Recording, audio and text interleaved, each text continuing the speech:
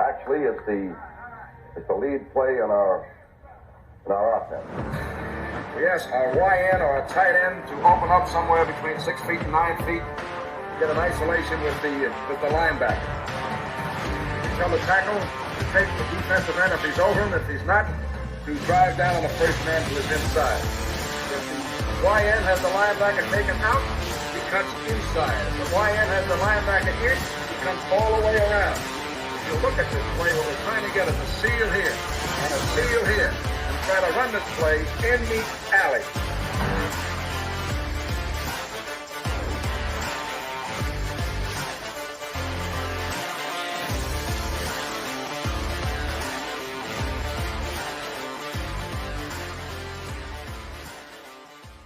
Hey, what's up, guys? Welcome into Packers Total Access. My name is Clayton. You can check us out on Packernet.com. You can find me on Twitter at Packers_access. You can email us PackersTotalAccess@gmail.com. You can text us 865-658-5824. I'm joined alongside the great Paul Bretl. He's your favorite writer over at Packers Wire, also at Dairyland Express. Got an awesome YouTube channel, and you can follow him on Twitter at Paul_Bretl. Going to have a little bit of a delay here with the connection, but we're going to muscle through. Paul, how you doing today, buddy? I'm excellent, Clayton. Hope you're doing well, and hopefully the connection comes through clean at some point for us. Oh, absolutely. It's already settled down a lot for sure. Like I always say, man, this extension cord I've got run out of the holler down here. It's time for a new one's all it is. So let's do this, Paul. The game in Carolina, right? I listened to Joe Barry's press conference. Of course, every time Joe speaks, everything blows up on social media. So one of the things he said, obviously, was he felt like they played defense for, 50, 52, 53 minutes of the game, pretty good defense before everything kind of come unraveled.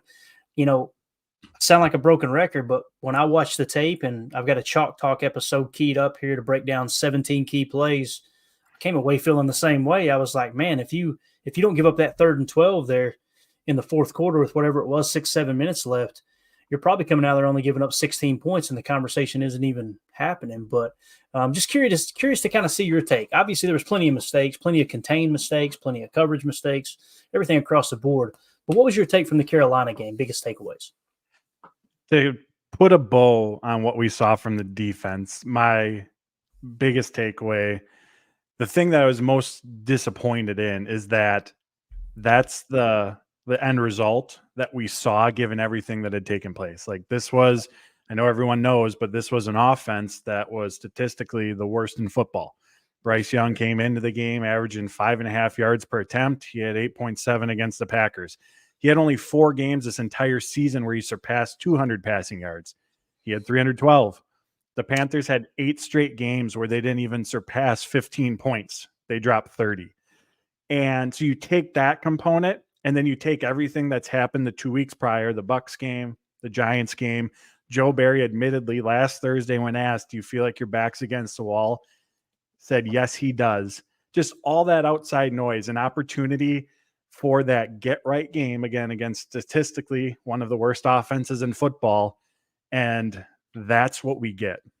Yeah. And to Joe Barry's point, for a large chunk of the game, not perfect by any means, but they at least kept it in check. The offense had the 2-score lead for most of the second half, but when it came down to crunch time, and there was still this disconnect. I'm sure many have seen the stats now that Packers played man on 64% of their snaps, a season high. They blitzed on 44% of their snaps, a season high. At least from that perspective, it was nice to see some adjustments that were made. And I'm sure we've talked about it on here before, how is, especially against a young quarterback who struggled, the Packers tried to do some of the dictating, tried to put him in uncomfortable situations rather than the offense doing the dictating, the defense reacting. So I guess if we're looking for positives, there's one. They also held up well against the run, which ironically is what they've done best over the last 3 weeks against Saquon Barkley, against the Bucs, and against the Panthers. But there's still a disconnect. There's a number of snaps out there, and I'm sure you've covered them, Clayton, where the Packers are blitzing and the cornerbacks are still lined up off, creating just an easy outlet for Bryce Young. So again, why don't the cornerbacks know in those situations to be up? Or if they do, why aren't they playing that way? And also the fact that the Panthers came on strong in that fourth quarter, There were some breakdowns, but they adjusted, they countered what the Packers were doing. And I think that goes back to, again, kind of the larger issue from the body of work under Joe Barry is just the lack of in-game adjustments, or at least timely ones. I mean, flip to the other side of the ball. Matt LaFleur was quick to compliment after the game the Panthers defense, Jaire Alexander, for the adjustments that he made coming out of halftime, led to a few 3-and-outs for the Packers offense. Yep. But the Packers just stuck with what they had been doing. And that's kind of the consistent theme. I mean, look at the Bucs game. We talked about it. They come out and dominate, do whatever they want from start to finish, almost know where Green Bay is going to be defensively. Nothing really changes throughout the course of the game. Lack of adjustments. Panthers counter what Green Bay does initially for 2.5, 3 quarters of the game. Green Bay doesn't adjust in that regard either. So it was, I guess, nice to see that adjustments were made. Something different was at least tried. Maybe a little spaghetti at the wall. We'll see what sticks type of scenario. But at the end of the day, the larger issues were still there.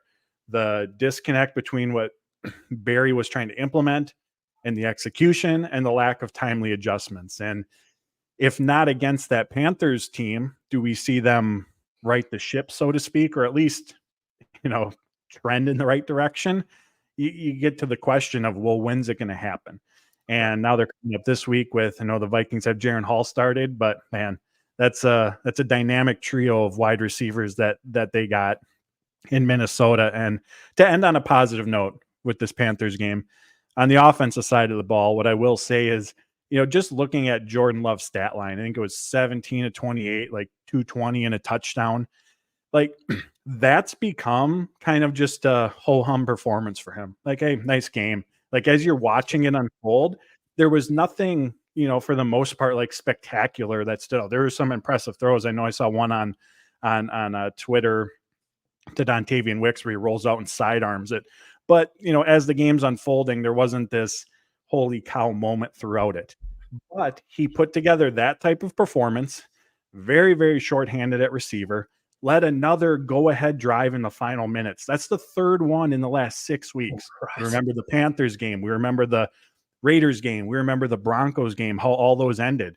But against the Chargers, against the Giants, against the Panthers, leading that go-ahead drive in the final minutes. And to me, the fact that has become, again, you just look at the paper as the game is unfolding.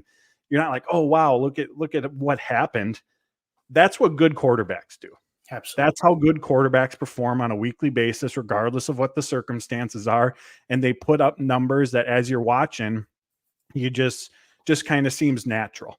And so I think that's just another positive, another big growth aspect that we've seen from this Packers offense and just how they went about their business in that game. And they put up 33 points. It's the first time they broke the 30 mark since week 1 in Chicago. So overall, I think just in that regard, what they did with the circumstances, an impressive performance from the defense. And last thing I wrote about this at Packers Wire in regards to the 3 go-ahead drives in the last 6 weeks. Obviously, execution is a big part of that, but the other side of that equation is the confidence to do so. And that's what that team has right now. The old saying, and it was talked about this summer, young teams have to learn how to win. Packers have learned how to win. And we've seen that on these final drives within games. And not just that, there was the Chiefs game where Patrick Mahomes opened the third quarter with a touchdown, cut the lead to 2 points. Was Jordan Love in the offense do? Go down and get a touchdown. This Panther game, they cut it from 14 down to 7. What does Jordan Love do? Goes down and get a touchdown. Like responding in these big moments, putting up scores at the end of games. Just, I think, really, really encouraging performance. And I think given what's happening on the defensive side of the ball, given that there wasn't anything like terribly flashy from the offense throughout that game, I think that speaks to where they're at right now with their level of play. Yeah, I mean, it truly is. It's you hear all the time the tale of two halves of a ball game. This is the tale of two halves of a season. I mean, you start off the first half of the season, the offense is struggling a bit, right? You had a little bit of hope there, and we went from Jordan Love's the guy to Jordan Love probably isn't the guy to now we're convinced. I mean, I don't know what else anyone would need to see, to come out and say, still, yeah, he's the guy. Like the late game heroics. The big thing, Paul, that no one, I don't want to say no one, but many people aren't even talking about is him protecting the football. Yeah. I mean, it's remarkable. What has he got now? Is it 11 touchdowns with 1 pick in the last? Yeah, 5 or 6 games. Just amazing, man. It really is. John, thank you for the super chat, buddy. He says 23 reps my team. My family reps that team. I don't want that demeanor to represent me or my family. Well benched. Go Pack Go. Sorry to bring it up, old news. LOL. There it is, the first one of the night, Paul. Yeah, we'll still steer clear of it tonight, John. But thank you for the super chat, buddy. We kind of talked about it last night. You can go back and check out that pod for sure. Paul, if you've got something you want to add, cool. If not, we can just move on to the Vikings game. You got anything you want to add on the Jaire situation? I think it's an opportunity for both parties, the Packers, Matt LaFleur specifically, and Jaire Alexander to hit the reset button, so to speak. Based on what Matt LaFleur said, that it wasn't specifically the incident before the Carolina game going out on the field, that there were others leading up to it. And LaFleur also added that this is a learning opportunity for everyone involved. So to me, trying to, read through the coach speak, what does that mean?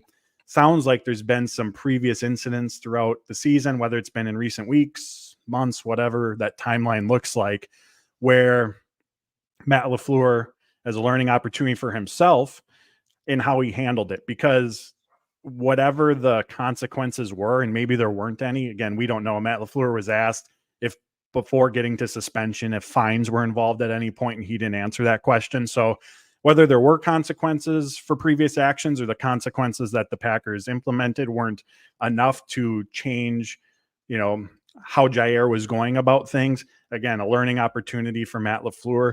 Also a learning opportunity for Jaire Alexander, an opportunity to take a step back, team implemented, but take a step back, hit the reset button. Hopefully they're playing for a playoff spot in week 18. We'll see him back out on the field. Opportunity to finish the season on the high note and go into 2024. Jaire fully healthy. Him, Matt LaFleur, that relationship in a good spot. And Matt LaFleur also emphasized that the communication between the two and making sure that that's a point of emphasis as well. Last thing I'll say, it's a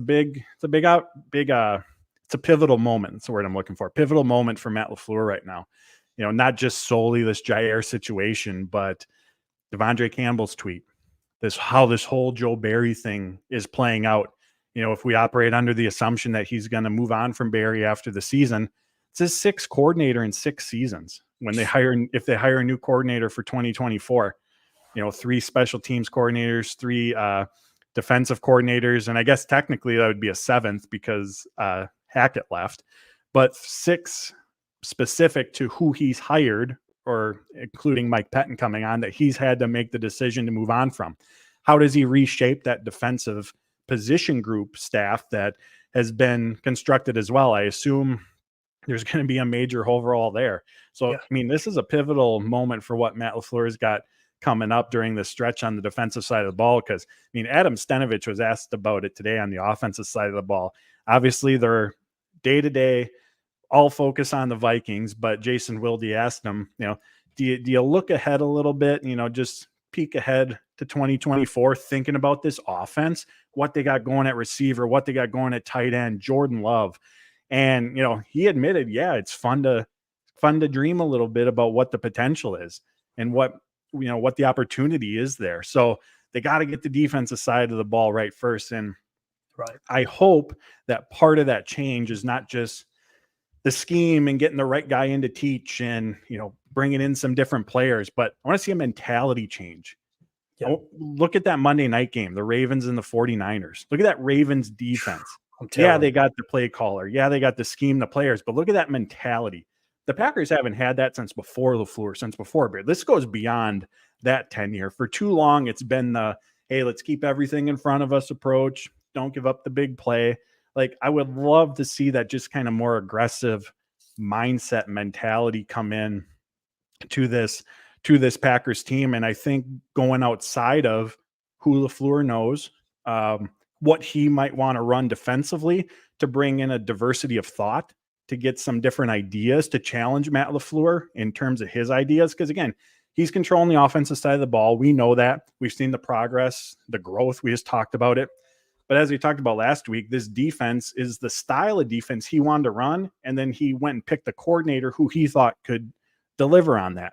So I think there's tremendous opportunity out there, but it's going to be up to Matt LaFleur to go out there and execute it, find the right guys, be willing to maybe go outside the connections that he has, with the McVay, the Shanahan, the Brandon Staley type coaching trees that have kind of intertwined themselves, and hopefully reshape this defense for 2024. Because again, looking at the offensive side of the ball really does feel like sky's the limit.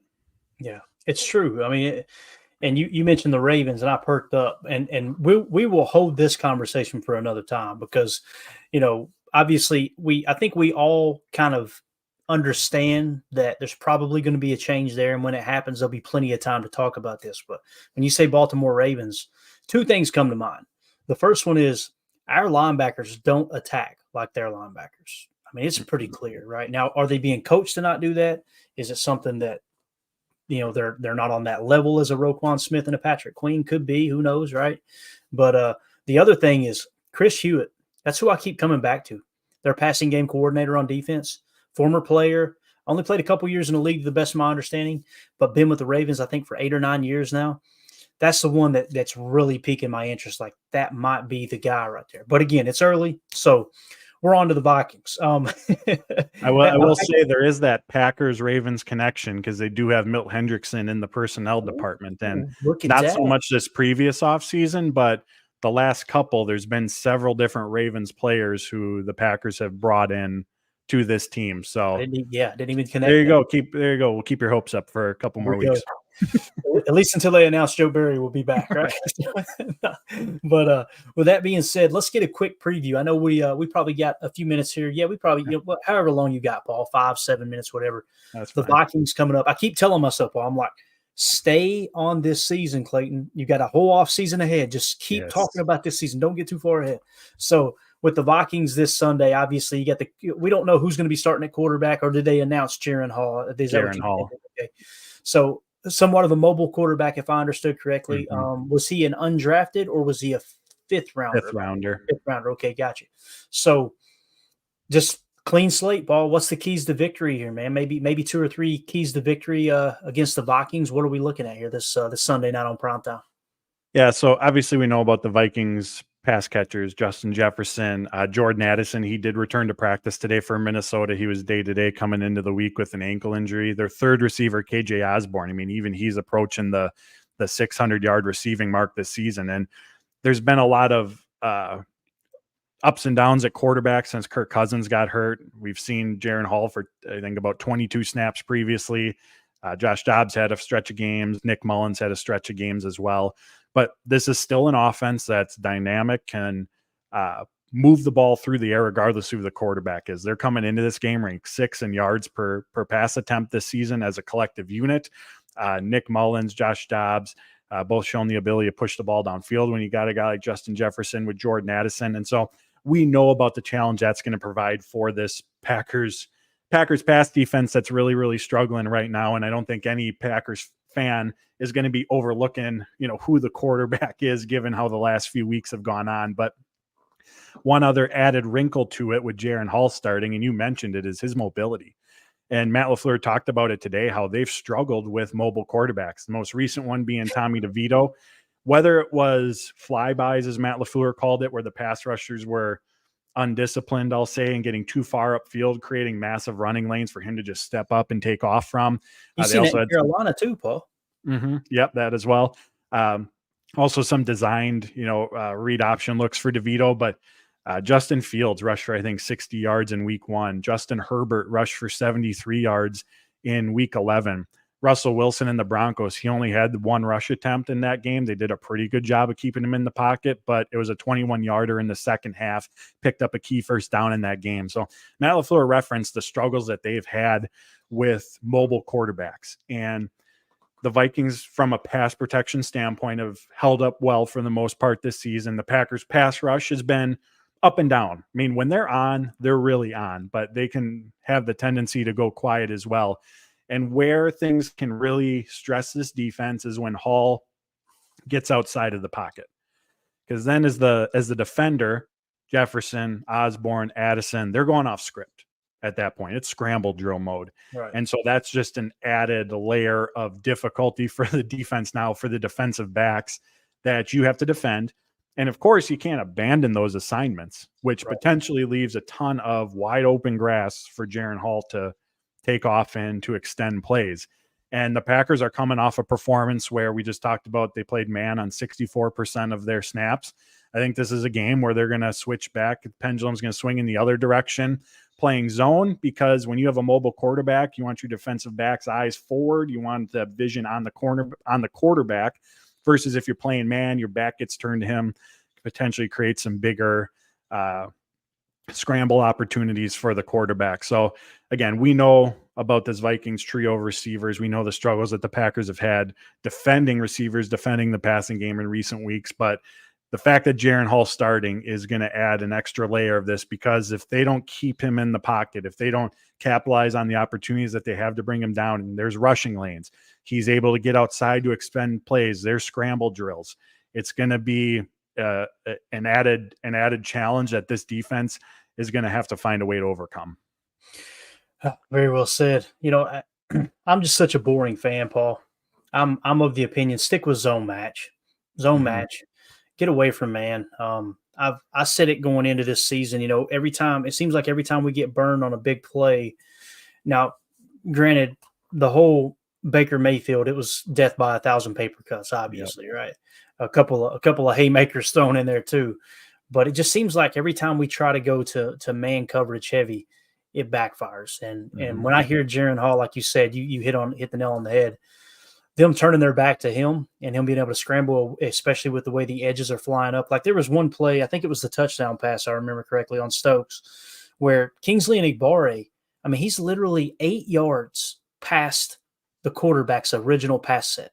It's like, what are we coaching that? What are we doing? Like who thought it would be a good idea for him to get 8 yards beyond the normal, 3-step drop, right? It's mind boggling. You could tell afterwards, they're like, oh, they're so disappointed that they did it. But it's like, what are we seeing that we keep doing this? And that's why I tend to give Joe Barry a little bit of grace, because I'm like, I have a hard time believing he's saying in the meeting room, hey guys, listen, forget everything else, just get upfield. You know what I mean? It just, right. I really have a hard time believing this. So anyway, we appreciate your time, Paul. Man, we ran out of time quick. That was a fun conversation. It always goes fast. Yeah, quicker and quicker every week.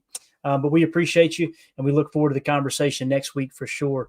Any parting thoughts? Anything at all? No, we hit on all the big ones. I appreciate it as always, my friend. Absolutely. You guys make sure you go support Paul.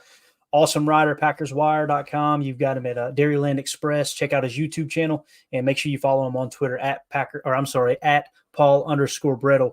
And I'll tell you what you're not going to get with Paul on Twitter. You're not going to get any toxicity. It's just professionalism 101.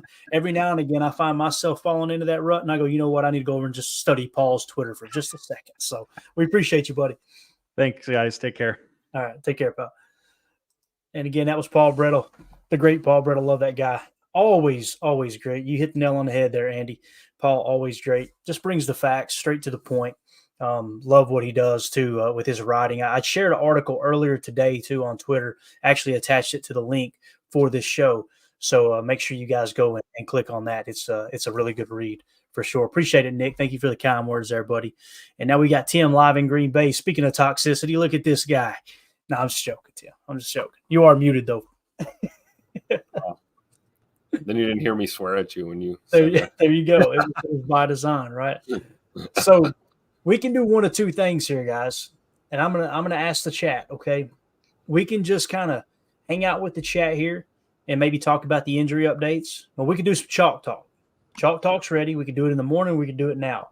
Which first one to comment in the chat, which one you'd rather us do? Wait and do chalk talk tomorrow, or do chalk talk now? Fire away. But Tim, what'd you think of his interview there as far as what Paul had to say, buddy? Oh, I appreciate the insight. At least we know who's playing quarterback now.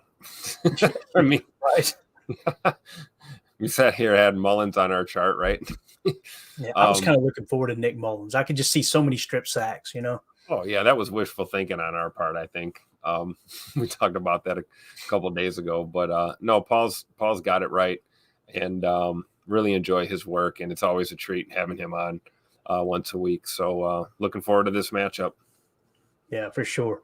Well, the chat has spoken. They said chalk talk. So you ready to dive into this, Tim? Man, let's do it. Listen, if at any point we're going long and you need to hop off here, you just go, okay? No big deal at all. But we're going to try to get through it quick. I'm excited about this one. This was actually a fun one to watch. It was pretty darn exciting. So let's just kind of dive right into it. Just confirm for me, Tim, that you can see the screen here, buddy. Yep, I'm going full screen on my monitor. Yeah, I got you. Perfect. Got you. We got the old man full screens going on both sides here, man. Yeah. We got to do what we got to do, right? So let's start this thing off right here. We got 17 plays, okay? I've got some notes in between those plays. Hopefully I can hit on those notes as we go because there are some important cliff notes just to kind of bridge the gap. I could have done 25 plays, Tim, and I was like, you know what, Clayton, tone it back. You're doing too many every week. So we got it down to 17 plays. Let's start off here in the first quarter. 14-16 left. This is a 2nd and 1 play for the Carolina Panthers. This is that opening drive, guys. You guys know that I mentioned the defense started off pretty strong. So we're in a nickel 2-4-5.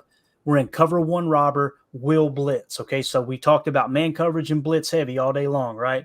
This is one of those plays. So when we break it down here, nickel 2-4-5, there's your 2 down linemen. Obviously, there's your 1, 2, 3, 4 linebackers. That's what the 2-4-5 means. Nickel equals 5 cents, equals 5 DBs. You got 5 DBs across the board, right? So that's how they're lined up. They ran a lot of single side nasty looks, like you can see here. The guys lined up in these tight sets. Obviously, not nasty up top, but they brought an interesting approach, in my opinion. I kind of like the way we attacked it early. I really did. You know, the wheels didn't just fall off in the fourth quarter. Tim, they passed us up on the freeway, buddy. The wheel passed us up on the freeway, but yeah.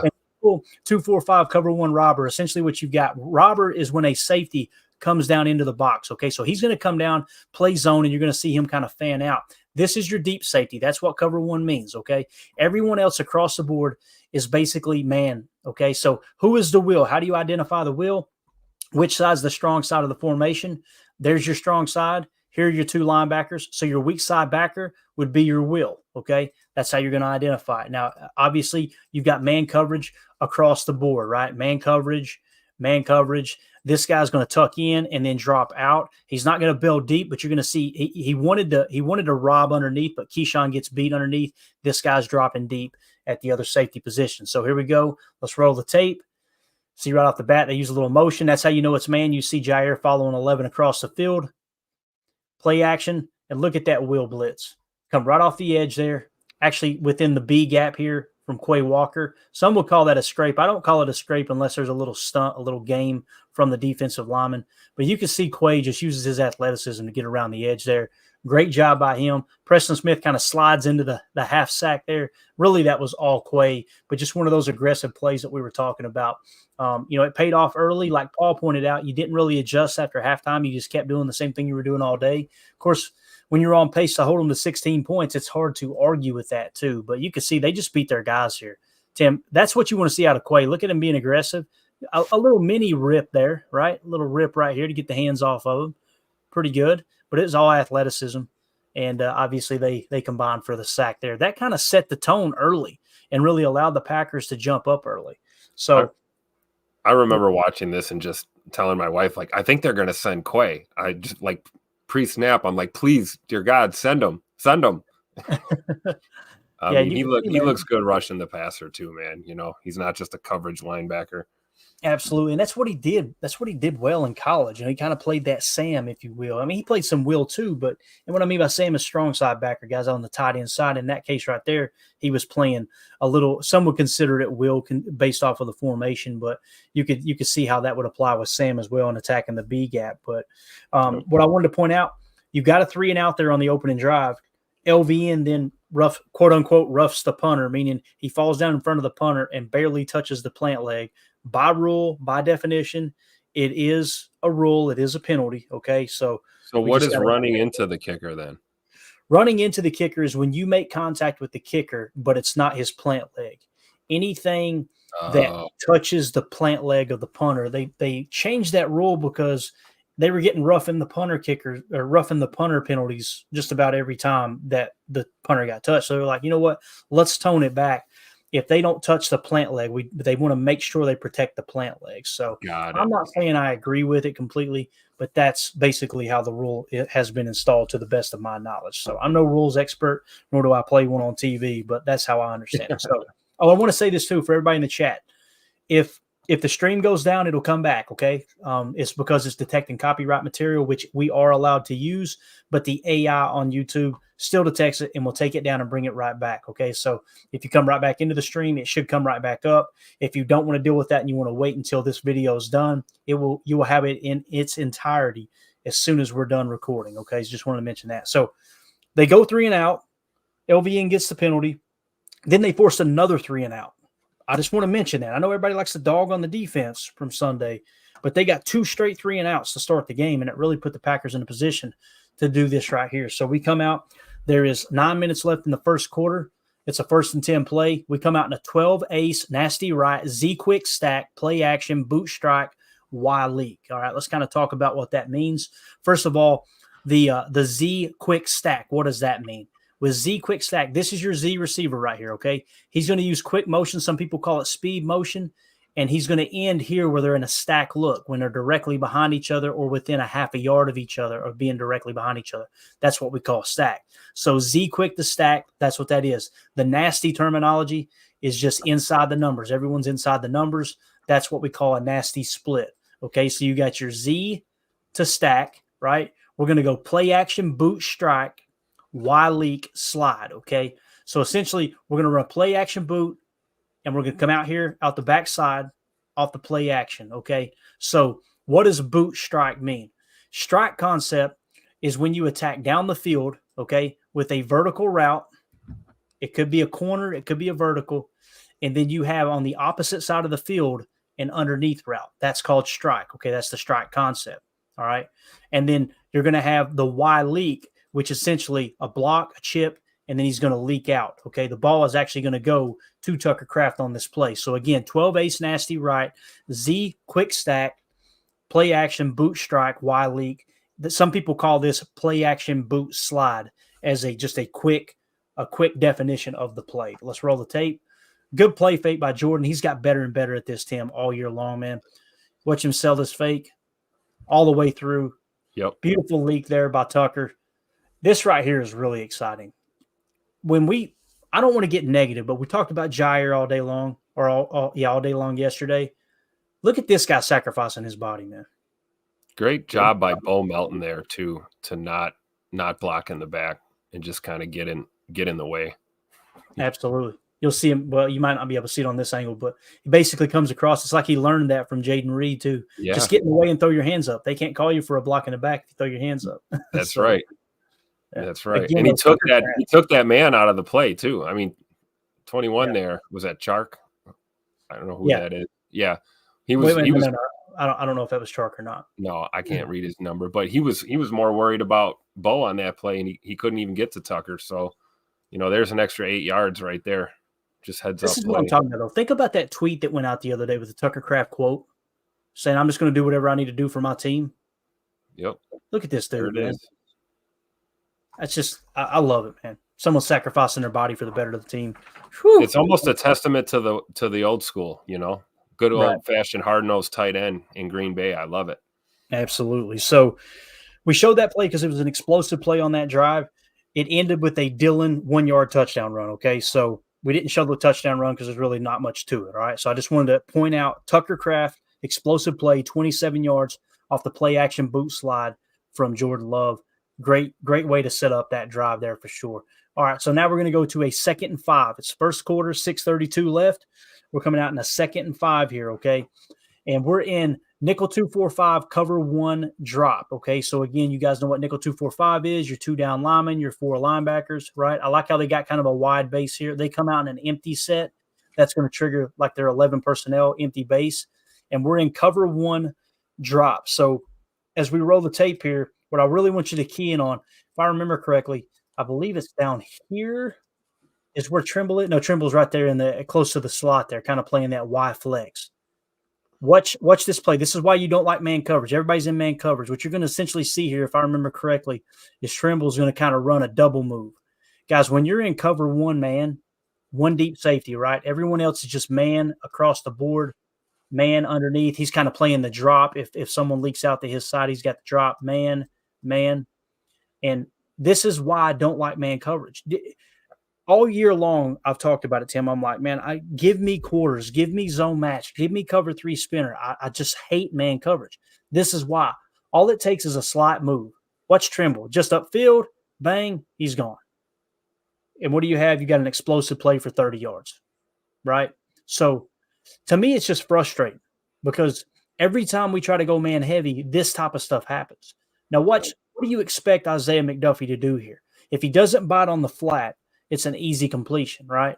He's a linebacker trying to cover a hoss of a tight end. Like, look how big Trimble is compared to Isaiah McDuffie. You'll see he tries to bite on the flat, and then there's the out, kind of little chair route, and he's cooked. He's absolutely cooked. I mean, I'm guessing maybe a little more physicality, off the snap there. Maybe try to reroute him a little bit more. Yeah, a little bit more of a shoulder, play him a little tougher. But I mean, you're right. I mean, I don't know what we expect McDuffie to do. Yeah, but this is what we wanted last year. Everybody was screaming, we wanted man coverage. We got to play more man coverage. This is the problem with it. It's very simple. And there's Ja having to come over anyways. Right. You see in that situation, I mean, as soon as that ball was out, Ja's leaving his man and closing to that area. So, yeah, I'm with you, Clayton. I mean, we scream for man-to-man so much as fans, and then it just bites us in the butt every time. Definitely. Let's fast forward to the first quarter. 5:19 left. 1st and 10 play. Packers got the ball. We're going to come out in 11 gun, dub nasty. When I say dub nasty, it's just short. It's one less syllable. Dub bulls or dub. It stands for doubles, which is a 2x2 set. You'll notice here you got 2 on this side of the ball, 2 on this side of the ball, right? So that's what we're calling dub nasty. Why is it nasty? They're inside these nasty splits, okay? So 11 gun, dub nasty, strong right. We're going F yo-yo, power G right, okay? What does yo-yo mean? First of all, who's the F receiver? The X is who you identify first. Where's the tight end? He's right here. The X is opposite the tight end on the line of scrimmage. There's your X receiver. That makes him the Z. Now, why is he the F? That's what we refer to in this offense as the flyer, because sometimes he lines up outside of the X. Now, some people would see this and go, well, he's technically the slot. No, the X receiver always lines up on the line of scrimmage. That's what we refer to as the flyer or the F, okay? Not the F tight end like you hear in other systems. The F as in flyer in Matt LaFleur's offense. So F yo-yo is a motion where an F's going to come over and he's just going to yo-yo back. It's just a little decoy. What you're trying to do with this motion, you're trying to do one of two things. Two things, really. You're trying to determine, are they in zone or man? If someone follows him over and goes back, then you know it's man coverage. Also, you're trying to get these linebackers to not key in on their run gap, right? Not key in on their responsibilities. You want eye candy that they have to focus on. So he's going to focus him over, and then he's going to follow him back. Then you do a quick snap, and what we're going to do is run a power G play. Now, what's power G? When we go power G right, you're basically going to pull the guard to the right side. So he's going to pull around the edge and seal off the edge here. So you're going to get a little gap run here, a little power run, okay? And this is all Aaron Jones, to be honest with you. Also, I want you to key in on Malik Heath. We get a better look at that in just a second. Let's roll the tape here. There you see the yo-yo motion. 11 gun, dub, nasty, strong right, F yo-yo, power G, right, snap it, boom. Look at Elton coming around the end. And Aaron Jones looked like the old Aaron Jones, and it's so freaking exciting. Look at Malik Heath up there, gooning, absolutely gooning. Love that dude blocking, man. And you see Aaron Jones just cut the corner with ease, initiate a little bit of contact. Maybe you wanted to give the guys a little bit of juice. Here's a better look. You got it. You see it right here. Heath gooning. Watch Heath on this play. Watch him get up here and get his nose in on this play and throw a block. Not the guy they're highlighting, but just key in on Malik Heath. Look at him get in there on a backer. All right, all right? Let's get a safety. Bang. Great for the young players out there. You got to go find somebody to block, man. You got to find it. Absolutely. You know what I mean? He's not just getting out there in space playing the role. He's looking for someone to get hands on. And the way he spun, the way he pivoted to keep himself in front of the DB, in front of the safety, so that they don't call him for a hold. It's just textbook. You can tell he knows how to block as a wide receiver. This was a real fun one right here. I really enjoyed this play. So now let's fast forward. We're going to go to the second quarter, first play of the second quarter. This is a 3rd and goal play. We come out in 12 ace, nasty Z, strong left. Your Z receiver, right, is on the same side as the tight end. He's going to be in a nasty split inside the numbers. Obviously, the X is just in a normal split. You're trying to create an isolation play up there. Now, when you come out here with a strong left look, watch Jordan. He's going to come to the line, right? He's kind of surveying, all right, what's the front look like? Watch what he does right here. I love it. Watch this. He looks and he goes, you know what? The A left is naked. What does that mean? This A gap right here, right, is naked. Look at the space between those two guys right there. There's no backer walked up in this gap right here, right? He sees the A left is naked, and he's just going to check to a sneak. Watch him check right here. Check. He's letting everybody know, hey, look, we're just going to sneak this thing. This is the stuff that he's every week. There's something else. There's another piece of the puzzle, Tim. Every single week where we go, he gets it. Look at this gap. He recognizes this. Watch the left foot, too. Here's the footwork Mike Wall talks about. Watch Jordan's left foot on his snap to give him that leverage to get through. I got it in super slow motion. I really wanted to eat this one up here. So you stepping with the left foot first. You know, if you get your feet out of balance and out of sync there, you're going straight down. You know, he gave himself that first angle was a little better, but he gave himself leverage to get through there. Yeah. And, just willing to check to that. You know how many quarterbacks aren't excited about running sneaks? We all know this, right? I mean, right. You're basically going, okay, let me just put myself at the bottom of this freaking pile with a bunch of hog mollies landing on top of me. Look at that. I mean, you got 2 grown offensive linemen landing on your back, right on your kidneys, right? Yep. And the fact that he comes to the line and goes, you know what? You're going to give us that A gap? All right, cool. I'll take it. That's true. That's a leader right there, man. I love to see it. Whatever we got to do to get the tutter on the board. I mean, we probably could have, had a shot ISO on top with, I think that was Wicks up there. But, Jordan, see it, you see it, you got to say it, right, Clayton? Mm-hmm. I love how he got up too. This is just little stuff. He didn't get up and spike the ball. He didn't dance. He didn't say, look at me. He immediately got up, picked one of his linemen up. Look at him celebrating with the lineman. Yep. Like, you love to see it, dude. I'm telling you, he's grown on me so much, man. I'm so excited about the future. All right, let's fast forward. Second quarter, 10:41 left. It's a 1st and 10 play. We come out in a nickel 2-4-5, cover 1 man, will fire. And I've got Jaire with question marks. Gary loses contain. And man coverage equals explosive play. Okay, those are kind of the 3 takeaways from this play. I did Jaire question mark because he completely loses his guy. Jaire is the only person on the field right now that decides himself, I'm just going to play zone coverage here. This is mind-boggling to me. Everyone across the board is playing cover 1 man, will fire. Let's establish the wheel real quick. Where's your tight end? There's your tight end on the line, right? In line, it's probably the U tight end, if I remember correctly, but it doesn't matter. So if that's the U, there's your will. So the will is going to fire, right?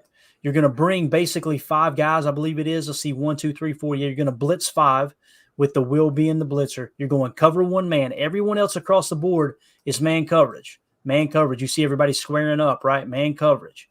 Man coverage. You got your deep safety back here who's going to be able to drop deep off screen, right? So that's how it sets up. Watch Jaire at the top of the screen. As soon as they use motion, watch what he does right here, okay? All right, so look, he's all right. He's kind of signaling whatever. Watch the guy go in motion. I think this is the play. No, it ain't. This is a different play. I apologize. This is a totally different play. This is the Smith Marsetti play. So watch Jaire at the top here, though. This is where he gets kind of – no, this is it. This is it. Watch. Everybody's in man. He's in man because of Stokes. See Stokes? Yep. There's your man coverage. So where's Jaire's guy at? He's right there in front of him, right? Watch this. As soon as he goes in motion, watch Jaire. He's literally telling Stokes, you got to go that way. We don't even know if it's a run yet. It could be a play fake. And he's just saying, hey, cover my guy. Everyone else is in man coverage. Everyone across the board, man. Everyone is in man coverage. Man, he's actually spying out the backfield. And Josh just pointing, hey, I need you to get my guy. And now he decides, okay, now we can go. As soon as he's seen him motion, the play should have been he's got to go to his guy. Everyone else is fitting the run gap, okay, the run fit. That's not on Ja to establish the edge there. You're in man coverage. That's a huge mental mistake in my opinion. Now, watch Gary lose contain. This is one of Gary's worst games. Look at Gary get sucked in, pulled in. Now he's like, oh, crap. And he actually pulls up right there like, crap, blown play. But again, the other tough part, watch Jaire come across the formation here, and he's going to blast the guy into the end zone. This is – at first I thought, well, there ain't much he could do. He's just trying to get a body on him, right? Look at that. You got one guy blocking two down here, by the way.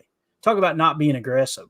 Look at this. I think it's Keyshawn and Anthony Johnson Jr. How are you not attacking the freaking football, man? Like you're just playing patty cake. And here comes Ja because he wanted to play Mr. ironically captain. Hey, go with my guy. I'm staying right here. And you know Stokes, as he's coming across, is going, what are you talking about, dude? We're in man coverage. Yep. So as he comes across, watch right here. They're the patty cake. And then he blasts him into the end zone. And from that angle, you think, okay, there's not much he can do. From this angle, you'll see how in the world you don't go on his back and wrap him up and just try to drive him into the ground. I mean, you see it all over the tape. Jaire is not interested in tackling. It'll actually reemerge here in a little bit as well. And I hope he comes out on fire after this suspension. But look how far out of position he is, Tim. Yep. Now watch this. Imagine your goal right here is to tackle him inside the 10. Let's try to give our red zone defense a shot here, right? Watch this attempt. What is that? Like that's absolutely embarrassing. How are you not pulling right? I don't know what the hand thing is, right? It's like you don't want to, you know what I'm saying? He's just so timid. Like jump on his freaking back and wrangle him down, man. Yeah, or give me an ankle tackle, something. Grab an ankle and trip him up, something. That was mind-boggling to me, man. And Johnson, you're right. He's got to get. I don't know why he's holding hands with Keyshawn there while he's being blocked, but you got to get to the boundary there. You know, I don't know. Bad angles, man. Bad angles. Bad angles. Bad. But a busted play because of Ja, though, for sure. Exactly. And listen, Gary, I put more of the blame on the outcome of the play on Gary. He should have contained, right? You got to be able to bounce out and force that thing back inside. When you see an end around, you're taught play outside in.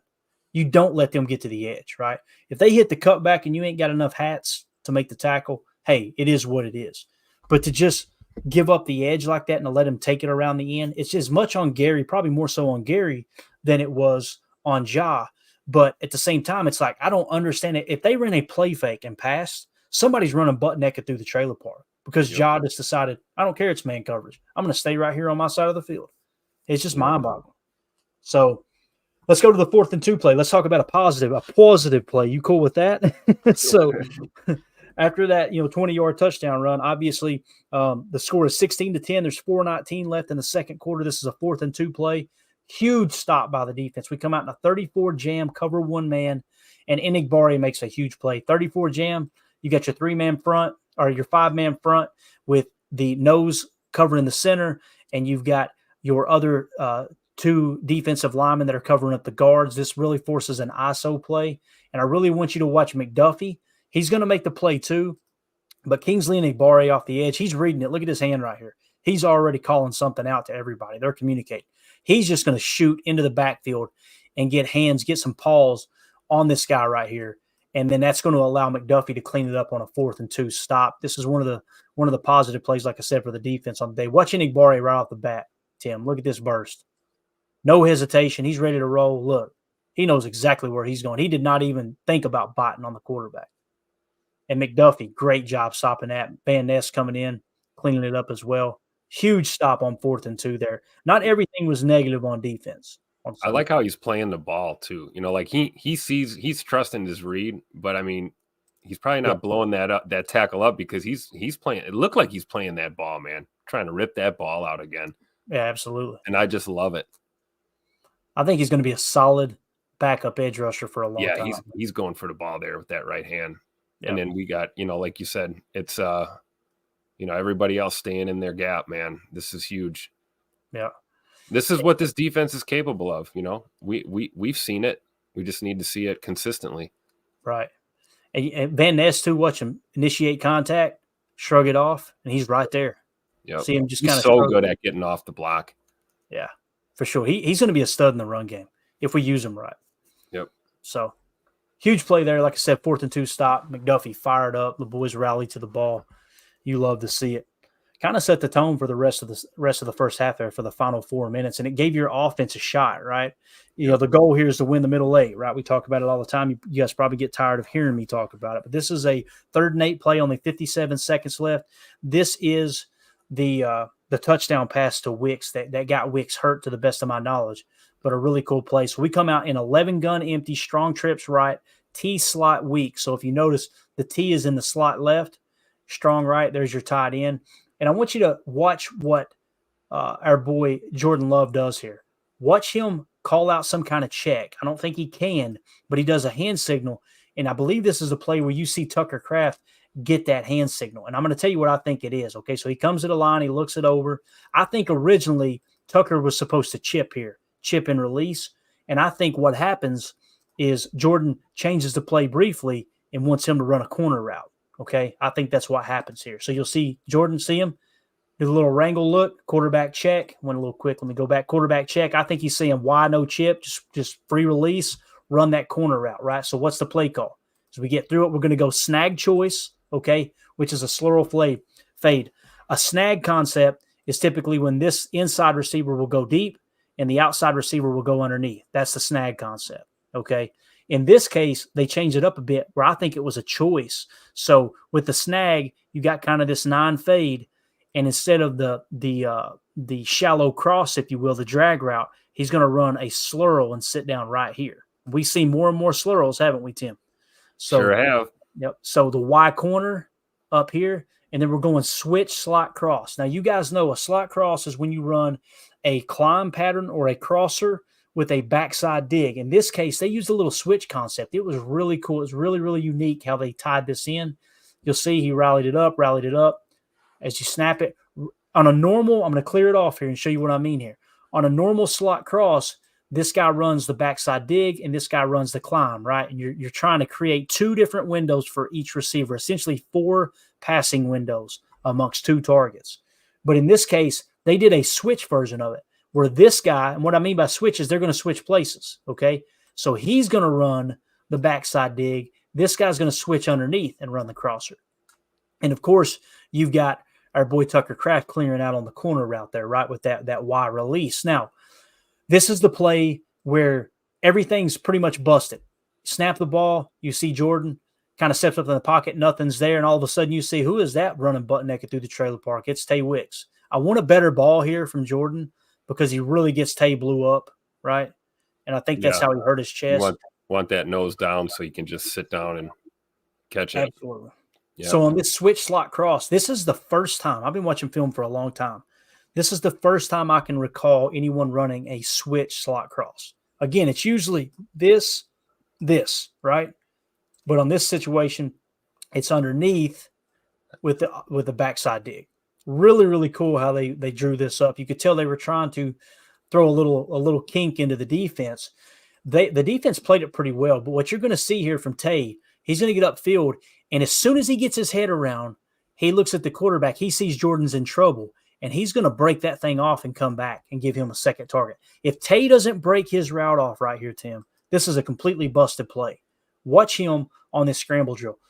As Greg Cosell said over and over and over, this kid gets it. Watch Tay Wicks right here. There's your switch slot cross. Right here, he already knows, crap, Jordan's in trouble. The chances of Jordan throwing across his body over here is very, very slim. Watch Tay break this off here. Right here, he's like, okay, bang, find some open space. That's freaking beautiful. Now, Jordan, put that ball right here, bro. Yep. Don't put it up here. You know what I mean? Yep. So, and again, he's throwing on the run, but gets him crunched. Great play by Wicks. Wicks is going to be a superstar, man. Every single week, Tim, I'm more and more sold on Wicks. Anything you want to add to that play, buddy? Just the complimentary route by Malik Heath up there too at the top, like you said. A lot of things working in tandem. And here's these are 3 rookies. 3 rookies doing this, guys. Look at Tay. Look at Tay break it down. Look at this. Yeah. I'd love to see that cat on a dance floor. Little Waylon Jennings playing, I bet he could get down. You know what I'm saying? Do a little country 2-step. I love it though, man. He's going to be such a good ball player, man. You see the slurl sitting down in the middle. But yeah, just again, you want that ball a little further inside, and he even kind of threw it high and outside. You know what I mean? And look, kudos to Tay, man. Look at him bringing that thing in and taking a lick, dude. Yep. So going to be a heck of a player, man. So that was the Wicks touchdown. Now, immediately following that, the first possession of the second half, the Packers get the ball in the second half. We go 3 and out. Okay, and after that, we're on defense. McDuffie gets a penalty for roughing the passer. Jaire got caught peeking, almost gave up a touchdown, right? But that penalty led to a touchdown. Okay, so now it's 23-16, third quarter, 5:05 left. Packers have the ball, 1st and 10 play. We come out in 12-gun nasty, T right, H quick clear, which is a wheel route, slot cross, X curl, T shoot. All right, so when we break that down, you guys know what the formation means. You know what nasty means, 12-gun nasty. It's a balanced look, all that good stuff, right? T right, you know what that means. Let's go H quick clear. All right, what does that mean? H quick clear. Quick motion from the H back, okay? Let's draw up the rest of it too. First of all, I'm going to show you the H coming across here on the quick clear. Oh, I went backwards like a moron. Here we go. All right, so you see the quick motion, and he's going to clear out with the wheel route, right? It's essentially a go once he's in position, but that's how it sets up. So when you look at the H quick clear, quick motion, and then he's going to clear out with a wheel, right? And then right here, let's go back a step. You're going to go slot cross, which we just talked about, right? They love this concept. LaFleur, it's one of his favorite concepts. There's your slot cross. They're going to do it in tandem out of a wide receiver and a tight end, the Y there.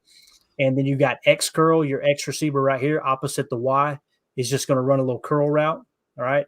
And then you're going to have a T shoot route, okay? So you're trying to clear out with the H, right, with the H wheel. You're going to have an underneath route and a sit route, and then you got the slot cross. This is one of those pick a side looks, right? So let's kind of watch how it unfolds here. This is the Dobbs. I'm pretty sure this is the Dobbs catch and the fumble. Let's roll the tape. Watch the slot cross. Watch Dobbs in the middle. I'm pretty sure that's Dobbs that runs the curl, if I remember correctly. He's just going to kind of sit down. Ball comes out on time. A little bit of spacing. Threaded the needle. Look at Dobbs right there, too. I mean, that's impressive. He knows that backer's bearing down. Watch him. Hands get upfield. No hesitation, right? Yeah, with his back to the pressure, too. You know, one fluid motion, secure it, turn upfield. Yeah, look at your boy Tucker Kraft here. Did you see it? Watch Tucker Kraft. Oh, yeah. Look at this. You can't come this way. Little basketball, little box out in the paint. Now, here's where things get ugly. I gave up the ghost right here. I ain't going to lie, man. When I seen this ball fly out, I screamed like a baby. I was like, oh, no. But look at DeGuara, man. But listen, we've ragged on DeGuara. Nothing personal. Totally redeemed himself. Shit. This right here, buddy, you made up for everything that went wrong on your season. I'm telling you right now. What a great job of not trying to pick it up. Yeah, just and you see fall on it. The guys on the telecast were acting like Romeo Dobbs was being careless with the football. I didn't see it that way. I thought it was a good play by the defense. He's trying to get two hands on it, right? Yeah, he is. Like, look, it's not like he's holding that thing like a loaf of bread or anything. No, not at all. They rip it out as he's going to the ground. Look at Dobbs' eyes. God love him. He's like, oh, crap. No. You can see him looking over at the ball. But, again, man, Josiah DeGuara, yeah, you got to tip your cap to him, man. What a heck of a play there, man. But, again, Dobbs with a 25-yard gain, obviously you don't want to see the fumble, but that's an explosive play. What do we say? When you get an explosive play, it triples your chances of scoring on that drive. We talk about it all the time, right? That explosive play set up this play. We come out in 11-gun, bunch, nasty nub, strong right. There's 15 minutes left in the fourth quarter. Very first play of the fourth quarter, 23-16, we're up, third and goal play. 11-gun, bunch, nasty nub, strong right. Jordan comes to the line, kind of surveys it, tries a little hard count. One thing Carolina did well is they didn't tip off their defense at all. You can tell they've been watching the tape and going, all right, we can't tip it. We can't tip too much with him. If you're blitzing, that's okay right there. He's sugaring a bit, pointing. All right, now Jordan is going to call for a little shift here. So we're going to go slot shift to fan, okay? What's fan? The slot is going to shift out here and set up shop right here, right? We call this a fan look down here in Tennessee, all right? Which the receivers they're not stacked. They're about a yard apart, the shoulder to shoulder, and they're cascade backwards. You know what I'm saying? One's behind the other, roughly a half a yard behind the other half a yard. We call that fan. So we're going slot shift to fan. He's going to shift out here to the fan spot, and then we're going to go slot cross, Y climb, T safe. Okay, slot cross, Y climb, T-safe. So essentially what you're going to have when they set up here, once he gets over to this position, you're going to have the fan slot shift. The fan is just going to run a little shake and an out route. Okay. So he's just going to run an out route. Dobbs is. You got the slot cross we keep talking about. I told you, man, LaFleur loves this concept, right? Slot cross. And you can run it shallow too. And then you got a little Y climb. It looked like it was supposed to be a shallow. And as he works through, he's going to try to work up here, but it doesn't even matter. Jordan knows where his matchup is. Once we go to the fan here, I want you to look at something. We talk about hat count all the time, guys. The game of football is just a game of numbers. That's all it is. You're trying to get +1 as often as possible, right? So you got, 3 targets here, right? Which 3 guys are covering them, right? These guys right here. So if you're far outside receiver, being Dobbs, the far outside with the fan, that's the guy covering him. Look at his depth. Everything sets up perfect. This is the stuff that Jordan is diagnosing. Let's take it back when you look at the motion. Watch Jordan's eyes. I'm going to pause it here, right? He's going to fan him over. What do you think Jordan's looking at right here? I guarantee you he's going, look at this. Look at this guy. Right? Y'all ever seen a water boy? Remember when he's getting ready to do the onside kick and he goes, where's my B? There's my B. He's looking right here going, look, oh, yeah? Watch Dobbs going to shake this. He's going to motion over to the fan and just shake him out of his freaking cleats. Watch this. Beautiful play call here, man. Beautiful, just all the way around, man. Execution, everything. Look, no hesitation, just a little hitch. Bang that thing in there. Absolutely perfect throw. The guy tried to undercut the route, Tim. Yep. It was perfection by Jordan Love, Romeo Dobbs. Rome is so good. Yeah, we talk about our young receivers. I mean, we've got some route runners, ladies and gentlemen. You know, that's not going to be an issue. If anything, they're just going to continue to get better. Yeah, watch this route by Dobby here. Watch him get. I thought it was a whip route at first, but it's just an out. He sold that thing, right? Yep. So you're seeing the guy on the outside up there. That's what made Jordan want to throw to that area, and it wasn't even the guy covering him. He just creeps behind Malik Heath a little bit there. As soon as Malik Heath gets out in front, you see, Dobby's just it's beautiful. It was almost like they faked the switch release. You know, like on a switch release, Dobb would have went inside, Malik outside. That's what you would have called switch, right? They switched spots from the pre-snap positioning, but they really didn't. It's almost like they faked it. So Jordan reading this guy over here, like we talked about, he sees the depth over there. He knows this guy ain't got a shot. So when he reads that depth, he thinks, I'm going to have a window out here. If I just throw a safe ball, we're good. Worst case scenario, it falls out of bounds, right? This is what we talk about pre-snap read being so important. You know, because like you said, he knows he's going to roam the whole way. You know, if that guy jumps and comes up, then he's probably throwing that ball out of the back of the end zone or stepping up or something. Because I don't think he's looking. He's not looking at Bo. He's not looking at Malik Heath. We're looking at Rome the whole way. And look how Romeo pulls away too, man. Yep. Yeah, separation. Perfect ball, dude. Perfect. That's the safest throw he threw all day. And it went for 6. How cool is that? So, obviously, that touchdown extends the lead. This is where the wheels fell off for the defense. And I'm going to tell you why. Again, look at this ball, man. I mean, you can't throw it any better, Tim. Nope. He could have. Good job by Rome, too, to just stick it over the plane real quick. Boop. Yeah, absolutely. All right, so 7:30 left. Listen, I listened to Joe Barry's press conference. I kind of mentioned it with Paul Bretl just a second ago. He made a comment that just upset everyone so bad when he said, we played, what did he say, 50 minutes. 50 minutes of good ball, right? Is essentially what he said, 53 minutes. This is what he's talking about. You're winning 30-16 with 7:30 left in the fourth quarter. You're up 30-16, and you get them in a 3rd and 12. A 3rd and 12. Now, what has happened in the past, Tim, that people have complained about? Play too soft, right? We're not aggressive enough. You remember the Giants game? It was we should blitz. We only blitzed once. Well, they should have blitzed I have one guy literally tell me, well, they should have blitzed more than that one of the 6 plays. They were in man 6 of the last 7.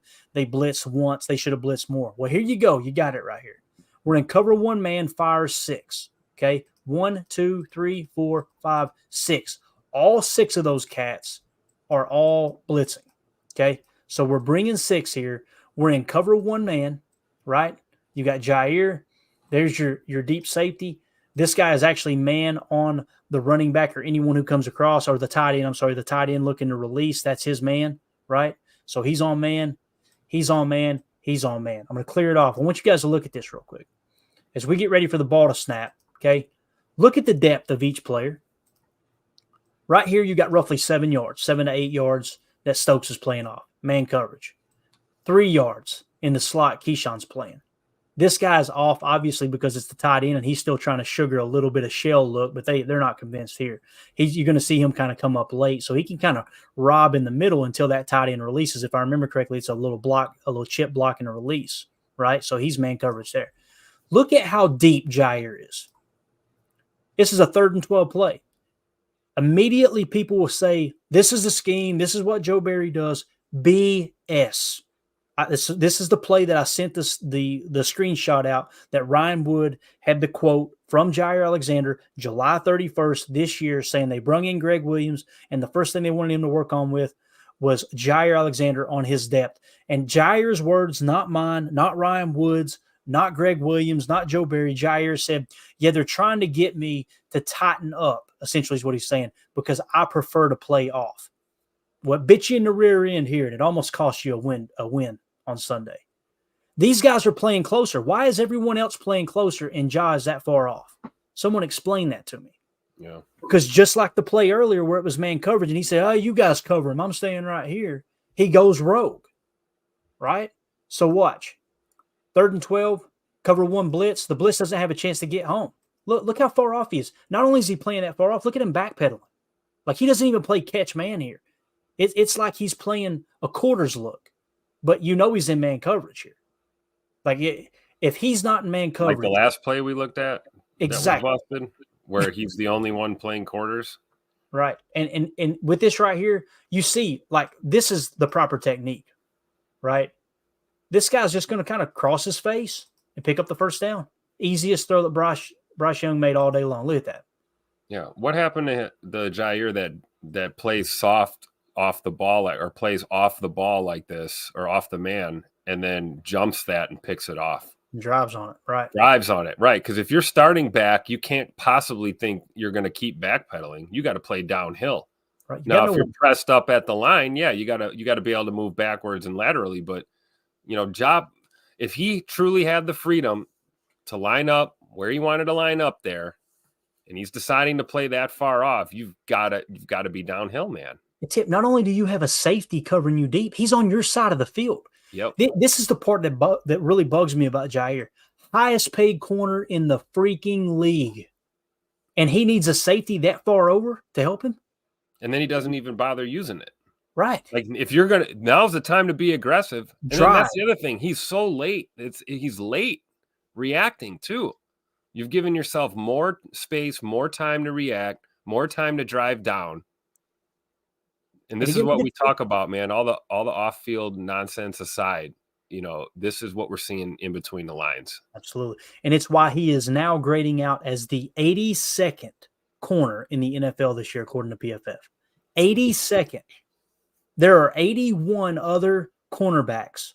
Let's say 80, because I think there are a few tied for the same score. 80 other cornerbacks in the National Football League that are grading out higher than the highest paid corner in the league.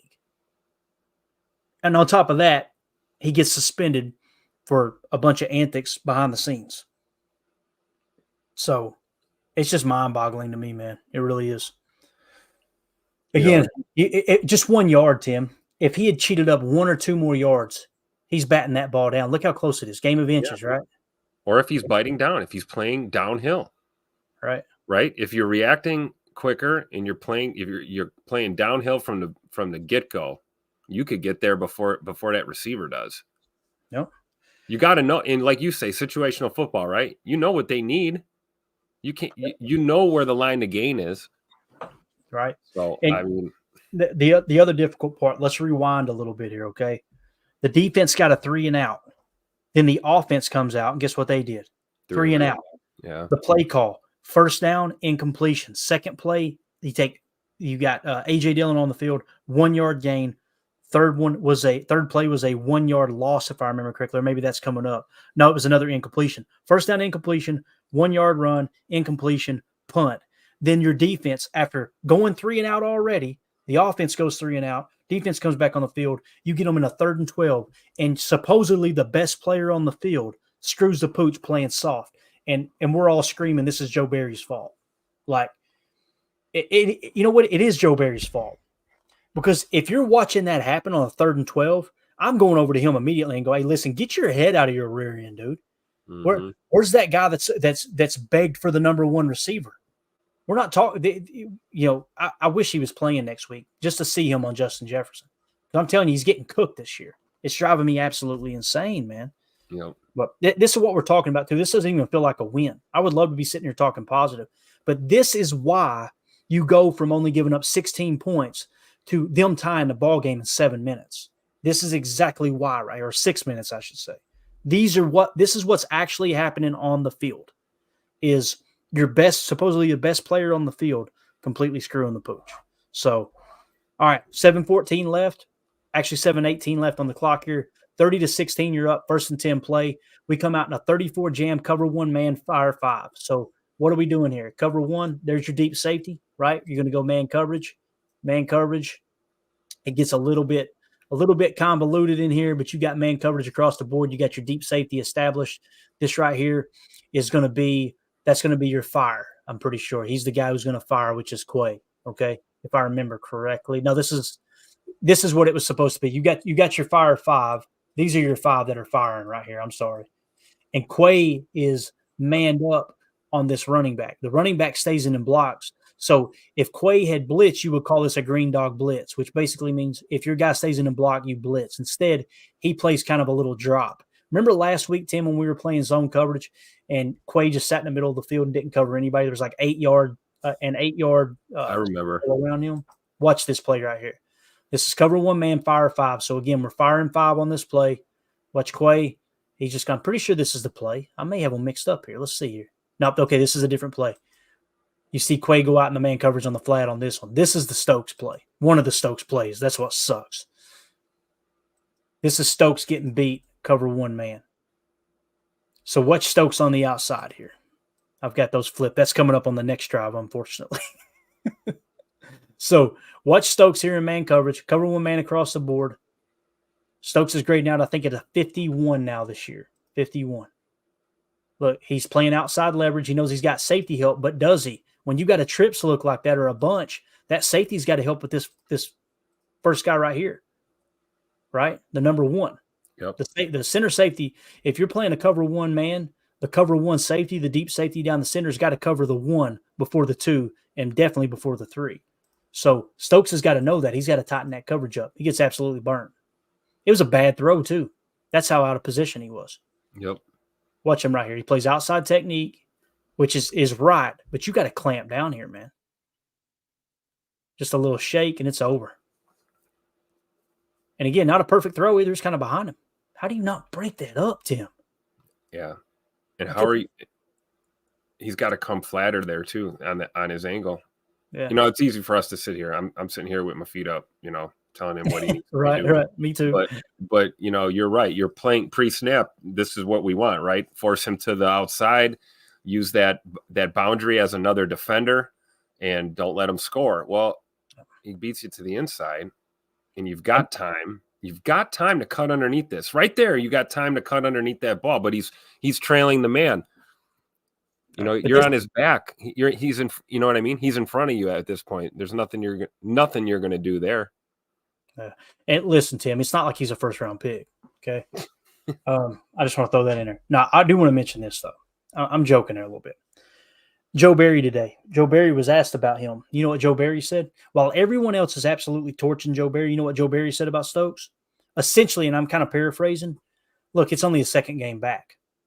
He's asking for grace for a young player and saying he's going to get more confident as he gets more snaps. Listen, he was hurt for 13 months. He gave him every excuse in the book and covered his rear end. In the meantime, everybody else is just chucking Barry under the bus. It's wild, man. Absolutely wild. So that's one thing, though. If you step back and say, okay, I've got no dog in this fight, right? Do you like that about Barry or no? You need someone who's going to be fiery and hold him more accountable. He's too nice. That's what I think it is. He's too nice to the media. He's too nice to the players. Yeah, I mean, you're going to have to get someone in here who's going to just fight this with fire on fire. But again, man, you've got to make that play. It's a bad throw, Tim. Look at this. If I showed you this shot right here, you would think that's either picked off or batted down, wouldn't you? Oh, yeah, for sure. Look at that. Somehow he wrestles it away from him. Wasn't even a clean catch. Oh, so frustrating, man. So frustrating. So that was your cover one. Now check this out. I know Rashawn Gary had a horrible game, but this proved to be pretty important here. They're going for 2, right? We're up by 8 points here. This is the 2-point conversion. They get this 2-point conversion here, but keying on Rashawn Gary up top, he's going to draw a hold here, and rightfully so. Right? You can see the hold right there. He gets tackled by his jersey. Some of the stuff, some things don't pop up in the stat column, guys. Sometimes don't show. Some things don't show in the stat column. That's one of those things. If Rashawn Gary doesn't draw that flag there, then they're in for 2, right? And it's now a 6-point game. Think about that. Right? Yep, that's right. And yeah, I know how the game ended. I got you. But still, those things are important. That's something that did not pop up in the stat column. I just wanted to mention that real quick. Normally, I wouldn't even show that play, but I thought that was kind of telling on that play how he, kind of came up big here. You'll see the hold here. And again, it's Rashawn Gary just beating his guy. These are the things that you don't talk about sometimes. We talk about, I don't focus too much in on sacks. I want pressures. I want people disrupting the play. This is a situation where you draw a flag. Like he's giving him all he wants. That's all technique too, man. You see him he stays on his to the right. So he's staying on that left tackle's left shoulder, but he's driving that. He's staying to the right, but he's driving that left hand right in his boom right there. It's what we call a straight arm. Yep. And then he kind of pulls back and just, look at this. He's just manhandling him. It's just a straight bull rush is what it is. And a great play by the left tackle there. That's what you have to do, right? You hold that man so you don't get your quarterback killed. If he doesn't hold him right, like right now he's holding him. See how he's got him behind the shoulder pads? Oh, yeah. If he doesn't hold him right there, Gary's pulling off of that and sacking Bryce. There's no doubt about it. For sure. But again, just a huge play that probably went unnoticed that I wanted to make sure that we hit on there. And then of course they go for the extra point instead, right? Because it's so far out of reach now. And guess what happens, Tim? My man shanks it. That's how huge that was. You know what I'm saying? Like it's the little things. The little things. Because of that penalty, it pushed them further out. And then he barely misses the extra point. So just wanted to mention that. All right, let's fast forward. 5 minutes and 6 seconds left in the fourth quarter. We're up 30-22. It's a 3rd and 2 play. Again, 5:06 left. We come out in a nickel 2-4-5. We're going TE top, and we're going Tampa 2. You guys are going Tampa 2. Clayton, you ain't said that all year. I was so excited when I seen this, guys. I got so fired up. So first of all, what's a TE? It's a stunt. Your tackle is going to try to draw these guys out, as I think it's Gary that's going to stunt in. Okay, that's what we call TE. The tackle went first. The defensive tackle went first. The edge or end went second.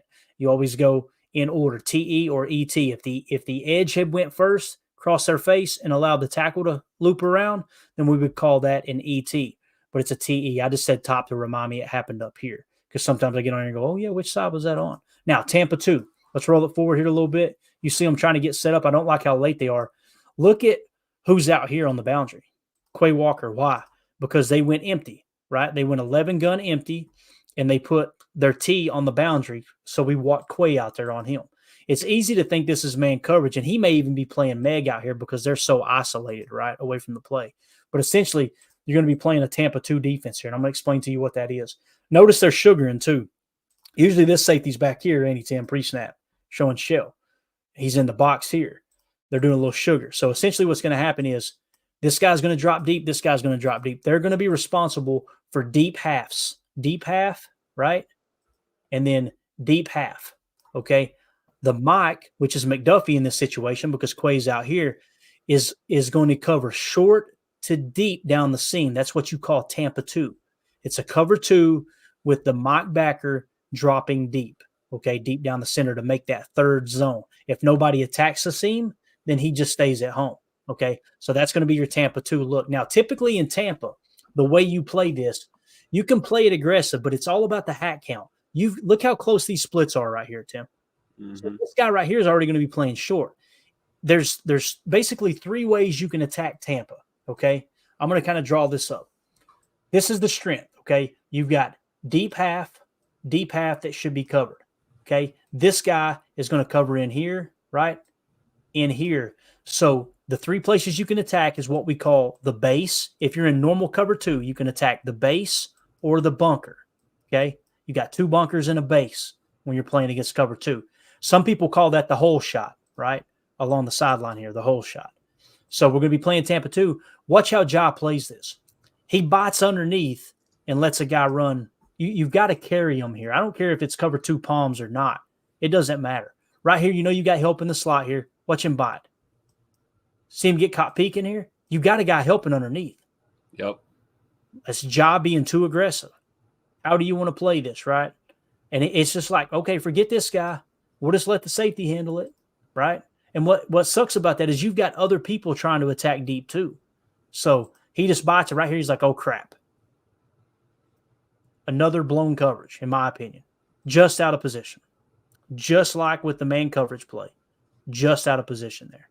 Now, some would say, well, no, his priority is to cover the flat. Okay. I'm sorry. You're not going to show me another. Show me Darrelle Revis in his prime. Allow that play to be completed there and not be able to read that simple concept. Because all it is kind of a makeshift smash concept. All it is a curl with a corner, and kind of a shallow corner at that, right? Darrelle Revis shuts that down. Stephon Gilmore shuts that down. Some of the best corners across the league, you put them on the field, they're eating that up like it is nothing. But Jaire just bites like he's literally a third-string corner.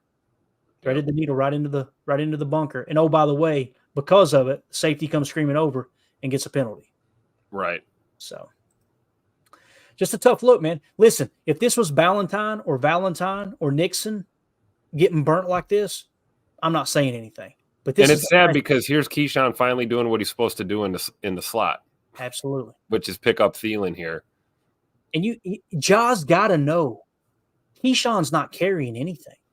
He's and maybe he doesn't know, but he's also got to know across the field here, you've got Zay covered in the seam on Tampa too. Yep. So the seam's covered, which allows Keyshawn, if he knows the seam's covered, to be more aggressive underneath, which, by the way, he does. But there's absolutely zero chance that Keyshawn Nixon in a Tampa 2 defense, zone defense, is going to bail on his zone and cover a corner route. It's him being arrogant and not understanding what other people are doing on the field. You're too worried about wanting to be a captain. Look at that. You know Keyshawn's underneath. Yep. You want to know why PFF gave him a bad grade? There you go. It was all day long. You know what? I don't fault Anthony Johnson. Anthony Johnson's just bringing the thunder. Yeah, like and trying to make a play. I guess they got him just because his head was no, it was illegal. It was illegal. He definitely. It looked like he turned. He made it right there to turn. See how he's hitting the side. But yeah, you got to see what you're hitting. You got to see what you're hitting. Absolutely. So this was frustrating for me, Jaire. Just it was all day long, man. All day long. All because he bit on that underneath route, not understanding where their leverage was from a defensive standpoint as a whole, right? Playing off of each other. All right, so here's the play that I was talking about earlier. I'm pretty sure. Let me double check here. Yeah, this is the other shark touchdown, I think.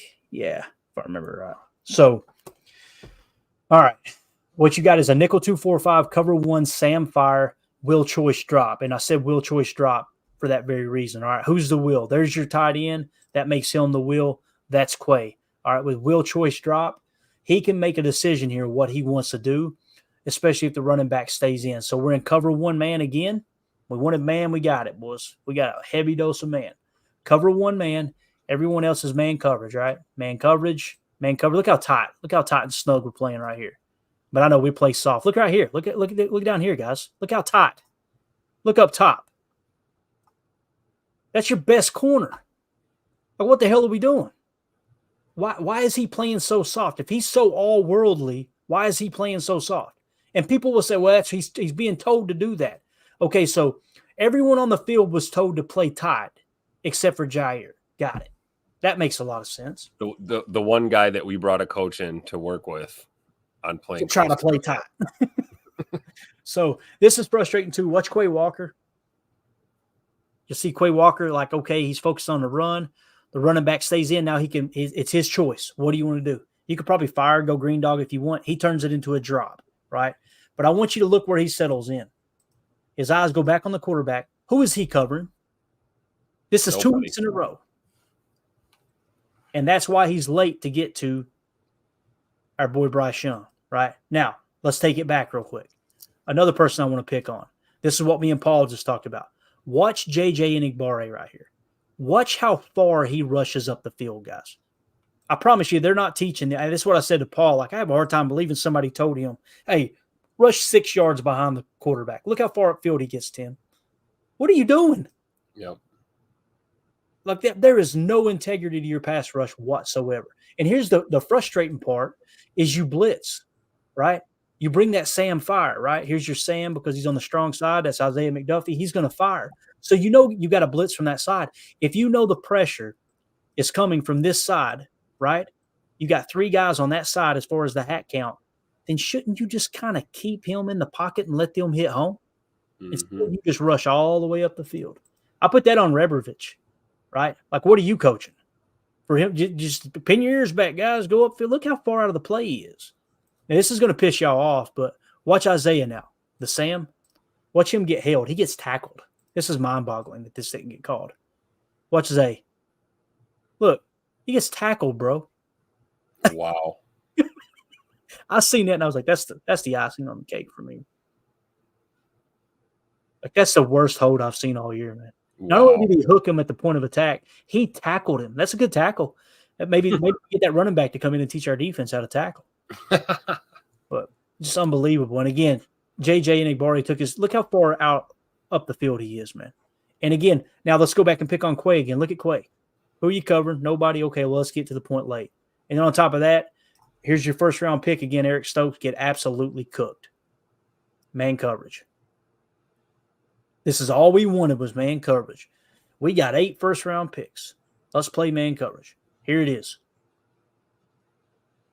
Yep. Just cook, man. Good throw, too. Don't get me wrong, but come on, man. Half a step late. And again, Joe Barry's defending him.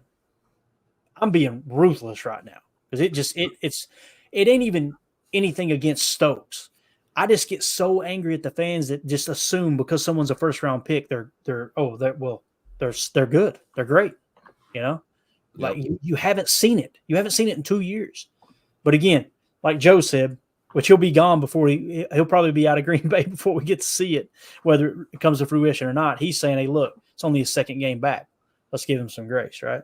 So Stokes basically gave up 2 touchdowns in that game, both in man coverage, as we pointed out there, right? So let's go. Here we go. Nickel 2-4-5 LBN. I got a bunch of notes here because everything about this play just was absolutely horrible. Okay, nickel 2-4-5. I said LVN's got to attack, right? He's got to attack the mesh point because he's opposite the read side. Let me draw this up. We're running a read option here. This receiver is going to set up shop right here. So the read option in a double sidecar right here. On the read side, the goal is to put the ball into the belly of the running back, right? And you're going to read a defensive end. And if the defensive end stands up, then you hand the ball off to the running back, right? On the play side, though, where you're handing the running back in this direction, you've got to attack the mesh point. You've got to attack the mesh point opposite read side, okay? Jaire, this is going to make you angry watching him attack this too. Obviously, he's up here. Watch how he attacks this running play. Quay's late to the point of attack over here, and Owens just takes an absolutely horrible angle. It's like he's going, okay, let's keep him from getting 3 yards deep in the end zone. So let's watch it all unfold. You'll see what I'm talking about with the mesh point. You'll see LVN now. He's kind of reading everything out. You got to attack right here, man. You got to attack. Because the whole point of not attacking is because you don't want the quarterback to be able to run with the ball. If you attack the mesh point there, where is he going to go? It means Bryce Young is going to have to go up here. Now, opposite side, that's the guy you want to play contain. So LVN's got to attack right there. Watch Ja. If I told you right now, this guy has the ball right here, number 3 has the ball. Look at Ja. Don't you think he's got a pretty good shot to get in here and kind of blow this up, Tim? Like nobody's blocking. Watch that guy hit him. Look, and gets drove back into the end zone. What, 5 yards? Yep.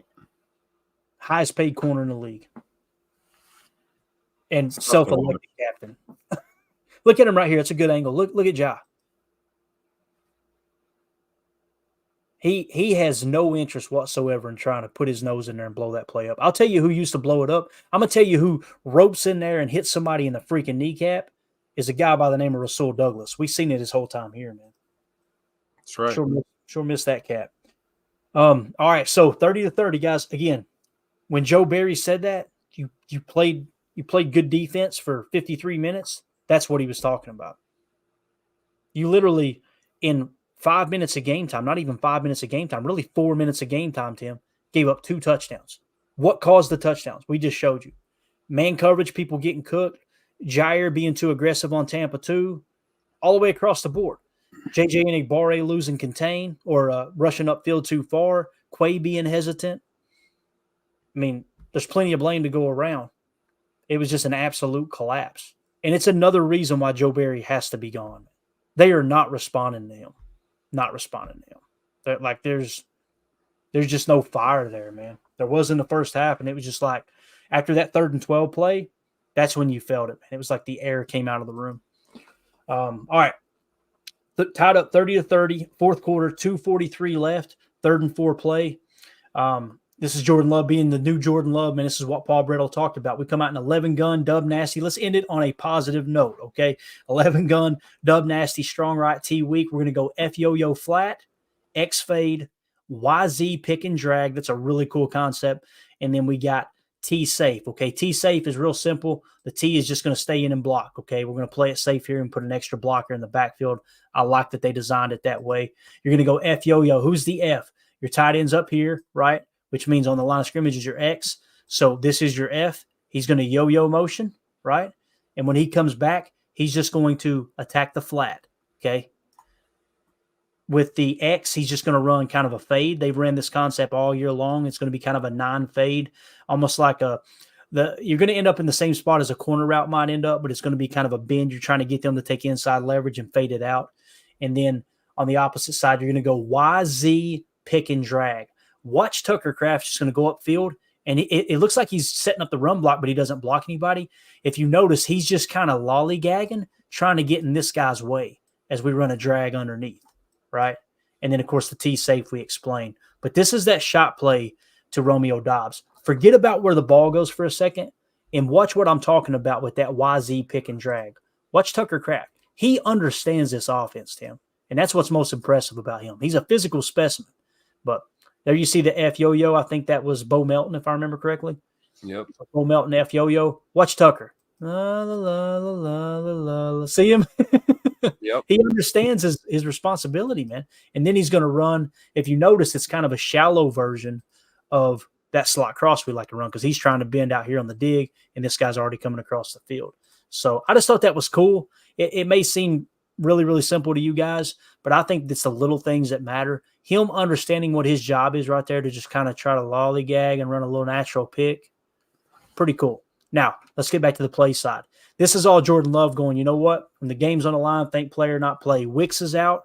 Reed is out, right? You're missing Luke Musgrave. Who is your go-to guy, Tim? Rome. Got to go to your guy. When the game's on the line, think player, not play. I refused to agree with that for so long, and I finally get it now. But here you go. Little fade. Jordan's like, all right, boys, let's hold the safety in the center. Let's let this thing fly. What a freaking catch by Romeo Doubs. I understand it was controversial, right, because of the ball coming out there on the ground at the very end of the play. You guys know my take on it. I think by rule it was probably incomplete, but it doesn't change the fact that Romeo Doubs goes out and grabs this ball. I mean, this is amazing, Tim. Look at his hands. Watch him come back. And again, the ball's underthrown. We got to mention that, right? This continues to happen from time to time. Jordan's not going to be perfect. Nobody's expecting him to be, but you see Romeo kind of adjusting. He's so good at high pointing the ball, man. Can we go back to his release, Jordan's release? Yeah, absolutely. I want to watch his feet when he lets this thing rip. kind of see if he's set, got a good base. Let's see if there's a hop. Usually there's a hop with it. Yep. See the hop? Yep. Little hop with the back foot. And he's actually going backwards. See him leaning backwards. You got to try and step through and drive on that a little more. Yep. And that ball's getting where it needs to be. Yeah, you're right. I mean, it's underthrown by a couple yards. Yeah. But still. If that ball's over the top, man, that's a tutter. It might be. Yeah. You're right. But kudos to Romeo. And you know what, Jordan, man, game on the line, dude.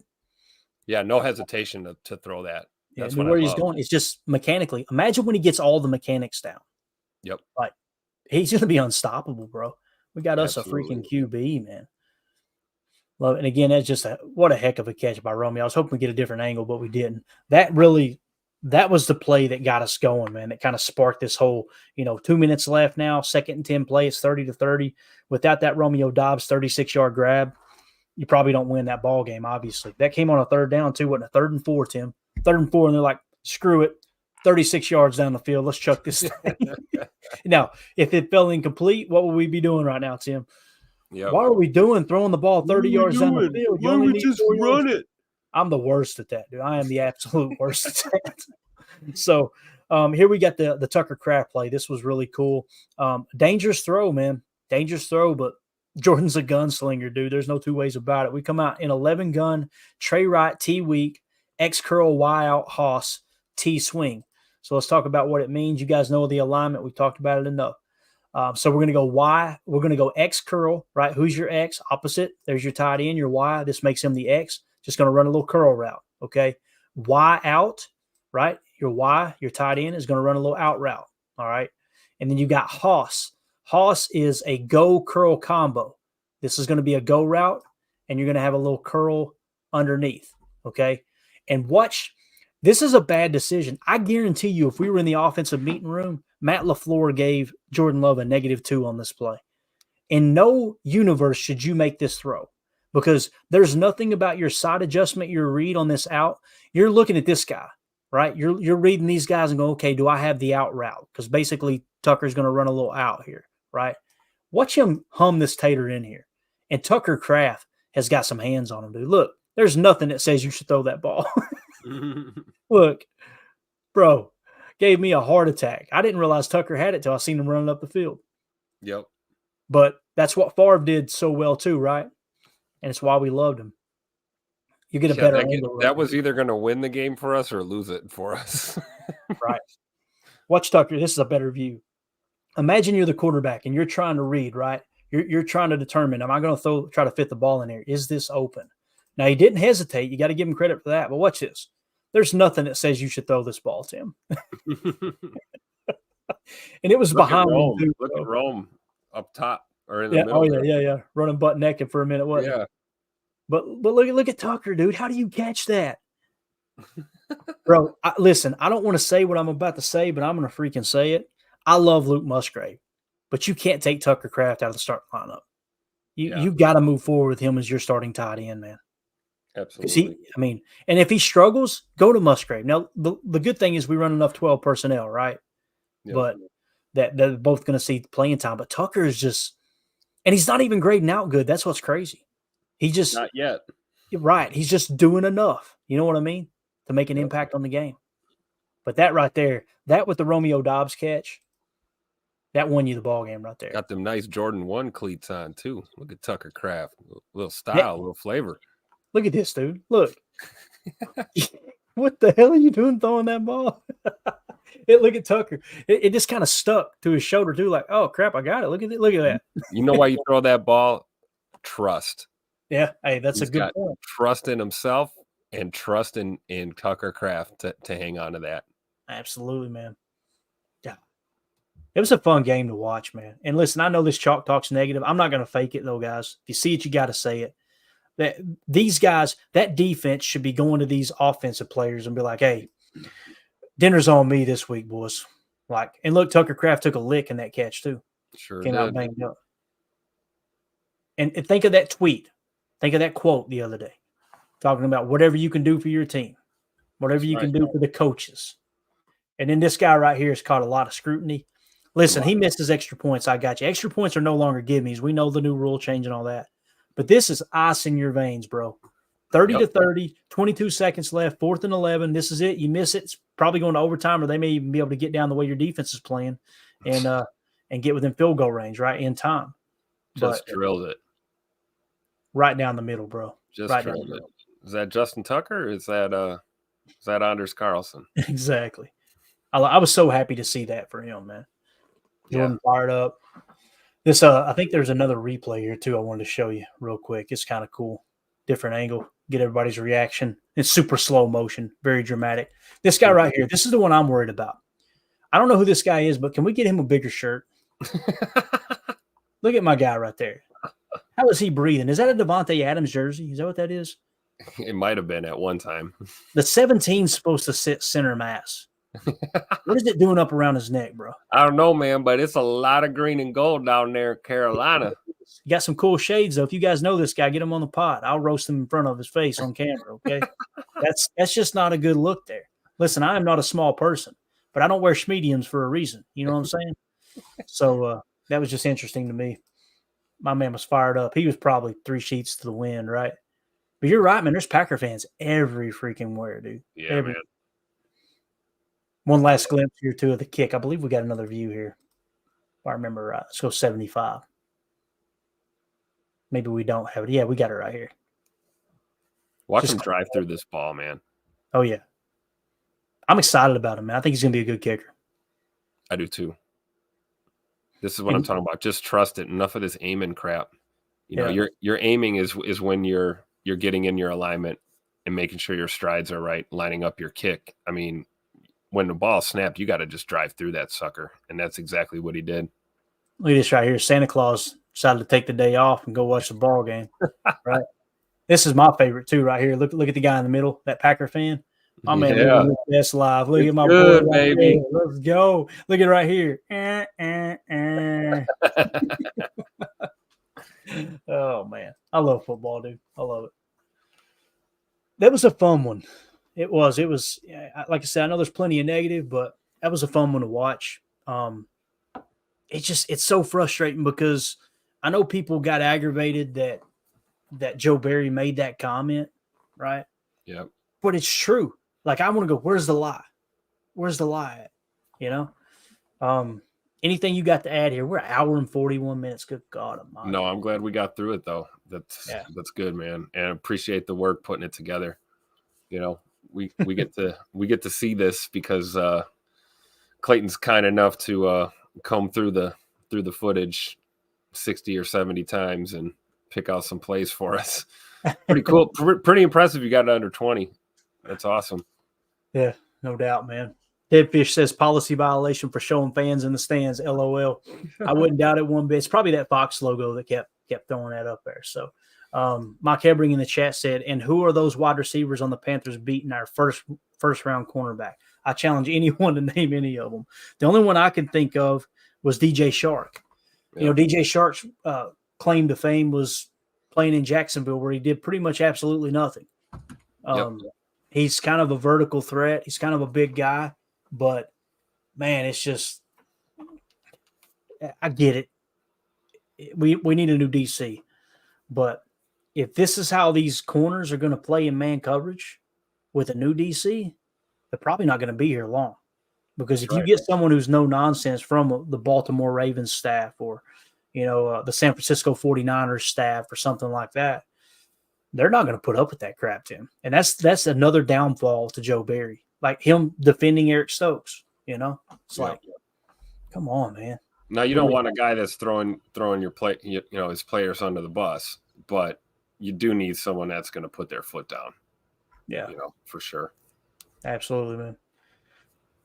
Right here, Doug said, highlighting the dude in the 17 jersey was a violation of community standards. Hey, having to stare at that dude with the 17 up here around his neck, that was a violation of my standards. You know what I'm saying?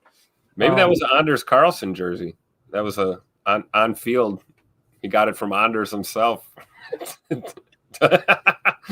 What if it was an Anders Carlson jersey? Does he wear 17? He sure does. Oh my God! Talk about having some Weibos coming in. Like, hey, I'm gonna follow an all-time great. Give me that 17. I ain't scared. Right? Larry in the chat said Clayton going to lose sleep over Ja Stokes tonight. Hey, I already did. I woke no up different than the last 3 nights. Gosh, man, it's just so frustrating, man. I try not to be negative. You guys know I get called out for being too positive. I get called out for being too negative.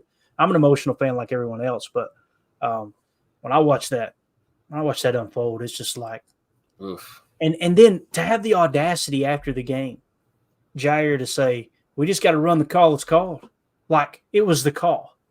Well, then do it. What are we? Because we just looked at tape where you're not running the call. That's essentially what he's saying is, okay, we're not allowed to run cover one. We're not allowed to run man coverage anymore. Like, what cornerback doesn't want to play man coverage? Yep. It's just I agree, Doug. It was rough, but it's over. It's over. Bury the tape. First time after a win, I've said bury the tape. Yeah. It's tough though. So. All right, with that being said, guys, we're going to get out of here. Appreciate y'all hanging out, man. Y'all were in here for a while. Hopefully the stream, I want to say hopefully it didn't drop too much, but I'm sure it did, especially after we body shamed number 17 in the stands. But, hey, it is what it is, right? Mike says, I'm so depressed about this defense. Oh. Hey, you'll be all right, Mike. Here, let me cheer you up real quick, buddy. It's John Deere Green. That defensive performance, we don't deserve the whole video, so we're all punished together. All right, guys, we're out of here. Tim, I appreciate your time, man. That was fun watching that and going through. I guess it took us an hour and 20 minutes to get 17 plays, something like that. If you had removed all my complaining, we probably would have kept it under an hour, minus the Paul Bretl talk. But appreciate Paul jumping on here too. So, hey guys, if you would. Go show some love to BetUS, the official sportsbook of Packers Total Access Live. If you guys haven't already registered, you can register for free if you click on the link in the description of this video. That will basically attach you to Packers Total Access and let BetUS know we sent you to them. It doesn't cost a dime to register for free as a customer, and you can have access to all their really cool betting interface. They got everything from prop bets to you just want to bet the line on the game, bet the money line, whatever it is. BetUS, the official sports book of Packers Total Access Live, and been America's favorite sports book for 30 years now, established there in 1994. Been doing it for a long time. Tim, thank you for your time, buddy. We're going to get out of here. Mike, thank you so much for the kind words, buddy. We appreciate you hanging out with us, man. Hopefully we didn't depress anybody too much, but yeah, like Larry says, on to the Vikings, baby. That's right. Got a little preview earlier. We're going to hit in the morning on Good Morning Lambeau. We'll hit all the updated injury information. If everything goes as planned, Jacob will be on with us. Tim, I think you're planning on being on, right? Sure am. We'll get on here and talk a little ball, maybe dig a little deeper. I may pull some deep PFF grades to kind of see where Jordan's ranking, or not PFF grades, but SIS data. What I would like to get into, one of the things I've been wanting to key in on, Tim, is Tucker Kraft. I want to see maybe what the passer rating when targeted is, things like that. So we may deep dive into a little bit of those stats if I wake up in the morning and remember it. Just depends on how quick I get the diesel in me, my man. So, all right.